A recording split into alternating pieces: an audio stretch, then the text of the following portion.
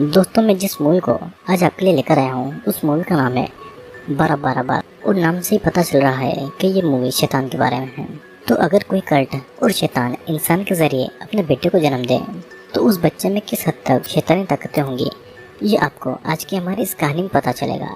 Movie की कहानी शुरू होती है 2012 के दिसंबर महीने से और आज तारीख थी 11। उस दिन एक घर में एक औरत को बिना कपड़ों के बांध के रखा गया था और उसके सामने काले कपड़े पहने कुछ कल्ट के लोग कुछ रिचुअल्स कर रहे थे। महारी नाम का एक कल्ट मेंबर उस औरत की बॉडी में खून डालता है और वो औरत डर के रो रही थी।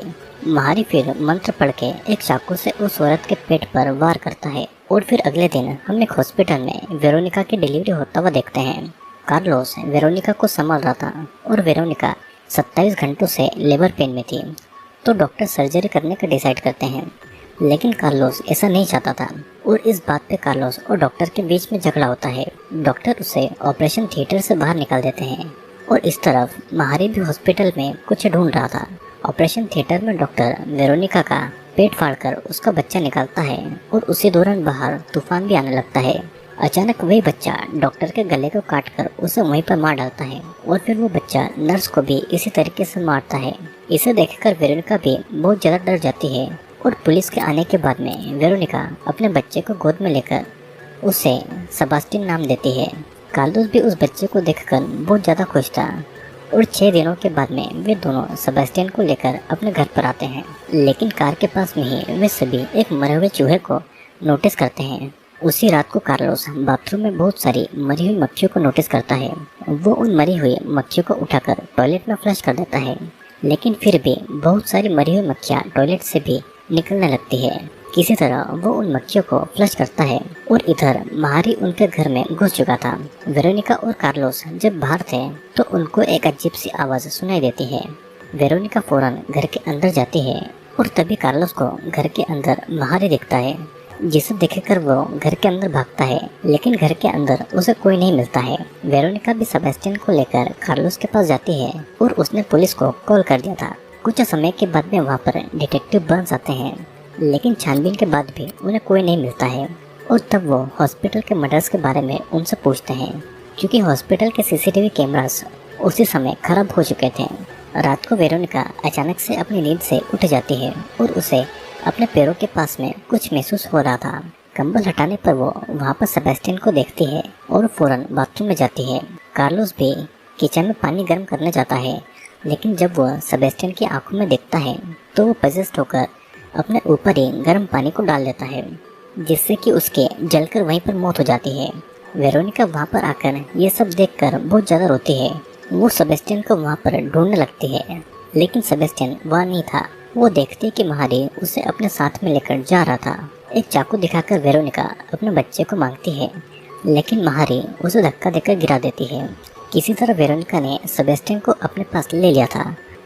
महारी फिर वेरोनिका से सेबास्टियन को छीनने की कोशिश करता है, लेकिन पुलिस की कार की आवाज़ सुनकर वो वहाँ से चला जाता है।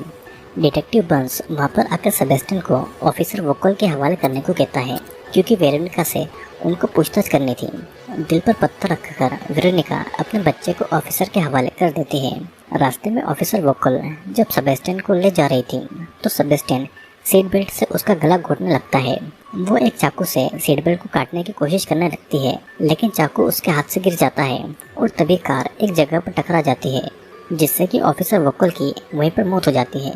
अब अगले दिन वेरोनिका अपनी बहन गैब्रियल के पास रहने आती है और इस तरह पुलिस को ऑफिसर वोकल की बॉडी मिलती है। उन्हें कार के पीछे सेबास्टियन भी मिल जाता है। डिटेक्टिव बर्न्स सेबास्टियन को वेरोनिका के हवाले करते हैं और सेबास्टियन को वापस पाकर वेरोनिका बहुत ज़्यादा खुश होती है। अब अगले दिन वेरोनिका घर के बाहर किसी को नोटिस करती है और वो चेक करने जाती है।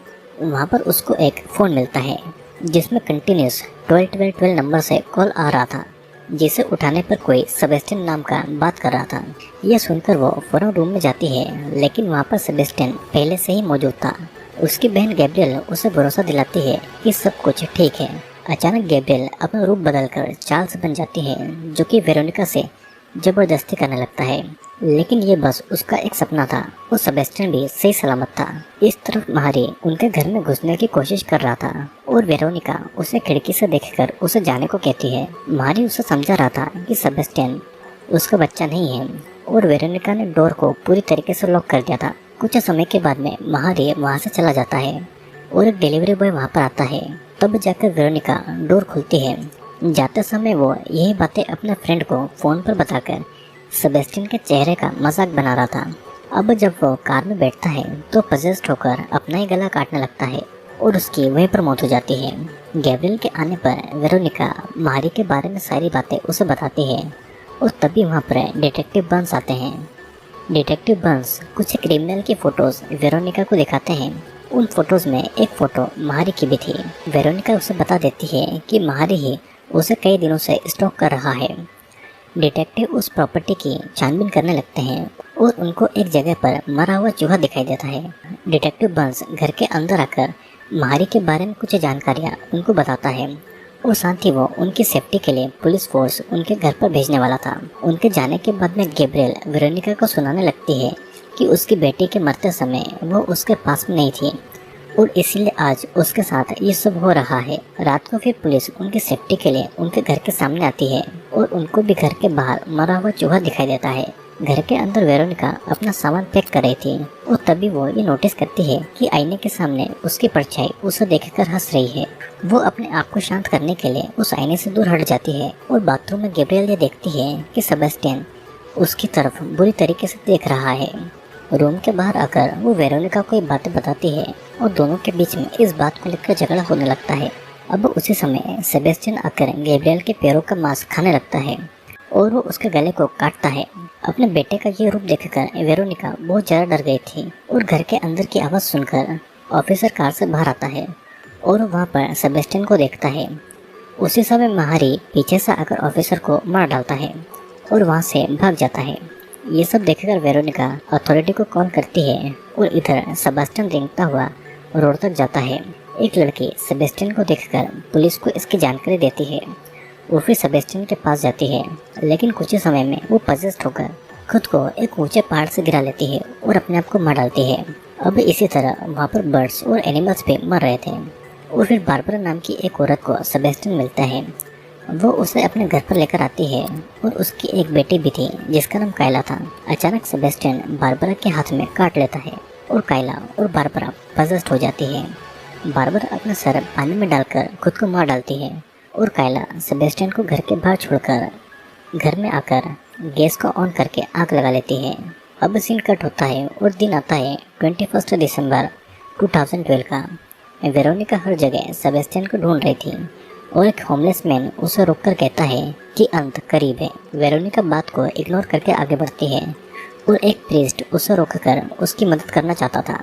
वेरोनिका को कुछ भी समझ नहीं आ रहा था और उसी समय एक लड़का प्रीस्ट को वहाँ से हटाकर वेरोनिका को आगे लेकर जाता है। रास्ते में उन्हें बहुत सारे लोग पजेस्ड हालत में मिलते हैं जो कि खुद को मार रहे थे। वेरोनिका फिर डिटेक्टिव को कॉल करके इन सब बातों के बारे में बताती है और रात को वे दोनों मिलते हैं। डिटेक्टिव उसे बताता है कि सेबेस्टियन एक शैतान का बच्चा है जो कि नरक से आया है। वेरोनिका भी इस बात को समझ नहीं पा रही थी और वो दोनों एक बिल्डिंग के सामने जाते हैं। वेरोनिका को कार में छोड़कर वो अकेले ही बिल्डिंग के अंदर जाता है और अंदर मारी और बाकी कल्ट मेंबर रिचुअल कर रहे थे। 12 बजते ही सेबेस्टियन उठकर डिटेक्टिव का गला काटकर उसे मार डालता है और फिर वे सभी वेरोनिका के पास में जाते हैं और वेरोनिका एक गन लेकर उनके सामने खड़ी हुई थी लेकिन वो गन चलती नहीं है। एक कल्ट मेंबर उसके पास में आकर उसी गन से उसे मारकर बेहोश कर देता है। होश में आने पर वो खुद को बेहोश बंधा हुआ पाती है और वो अभी भी सेबेस्टियन के बारे में पूछ रही थी। महारी उसे कहता है कि सेबेस्टियन उसका नहीं है। अब सेबेस्टियन का ये रूप देखकर वेरोनिका बहुत ज़्यादा डर जाती है। सेबेस्टियन उसे मारने वाला था और उसी समय बाहर 2 पुलिस वाले आ जाते हैं। वेरोनिका मदद के लिए चिल्लाती है और महारी उसे थप्पड़ मारता है।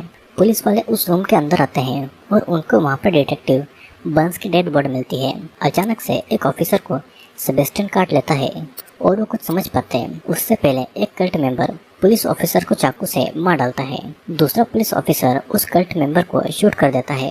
वे लोग बाहर जा पाते हैं उससे पहले ही डोर बंद हो जाता है और एक पुलिस को सेबेस्टियन गले पर काट कर मार डालता है। इस तरफ महारी वेरोनिका को मारने वाला था और उससे पहले ही वेरोनिका लात मारकर वहाँ से भागती है और 2 कल्ट मेंबर को मार डालती है। वो दूसरे पुलिस ऑफिसर से मदद मांगती है और महारी उन पर हमला करने ही वाला था, लेकिन पुलिस वाला उसके कंधे पर गोली मार देता है। तभी सेबेस्टियन पुलिस के गले पर काटकर उसे मार डालता है। वेरोनिका डिटेक्टिव से चाबी लेकर उस गन के लॉक को खोल लेती है और महारी उस पर हमला करता उससे पहले ही वो उसे गोली मार देती है। महारी सेबेस्टियन को ऑर्डर देता है कि वो वेरोनिका को मार डालें और सेबेस्टियन वेरोनिका को मारने के लिए आगे बढ़ता है, लेकिन अपने बेटे को देखकर वेरोनिका उसे नहीं मार पाती है। सेबेस्टियन उसका भी गला काटकर उसे मारने लगता है और उस समय वहाँ पर वही प्रीस्ट आकर मंत्र पढ़ने लगता है और तब सेबेस्टियन उस प्रीस्ट पर ही हमला करके उसे मार डालता है और हम देख पाते हैं कि वेरोनिका अभी भी जिंदा है। और इसी के साथ में ये मूवी यहीं पर एंड होती है। दोस्तों, इस मूवी का एंड कुछ क्लियर नहीं है, लेकिन फिर भी हम इस कहानी को कुछ इस तरीके से समझ सकते हैं कि शुरुआत में दिखाई गई औरत वेरोनिका है और रिचुअल की वजह से शैतान उसके साथ में इंटीमेट हुआ और सेबेस्टियन पैदा हुआ। शैतानी ताकतों की वजह से सेबेस्टियन इंसान से लेकर जानवरों तक को पोजेस्ट कर सकता था और पोजेशन के बाद वो सभी खुद को मान लेते थे। इस दुनिया पर शैतानी राज करने के लिए सेबेस्टियन को पैदा किया गया था और सेबेस्टियन के काटने के बाद भी वेरोनिका जिंदा थी, तो हो सकता है कि इस वजह से वो भी शैतान बन जाए। उसकी ममता इतनी ज़्यादा थी कि उसने कभी भी सेबेस्टियन का असल रूप कभी देखा ही नहीं और उसने उसको अपने बच्चे जैसा ही माना। तो दोस्तों, आज की वीडियो में इतना ही। मैं आशा करता हूँ कि वीडियो पसंद आया होगा। वीडियो पसंद आया हो तो चैनल को लाइक, शेयर और सब्सक्राइब जरूर करना और मैं आपसे मिलूंगा जल्दी ही अगले वीडियो में।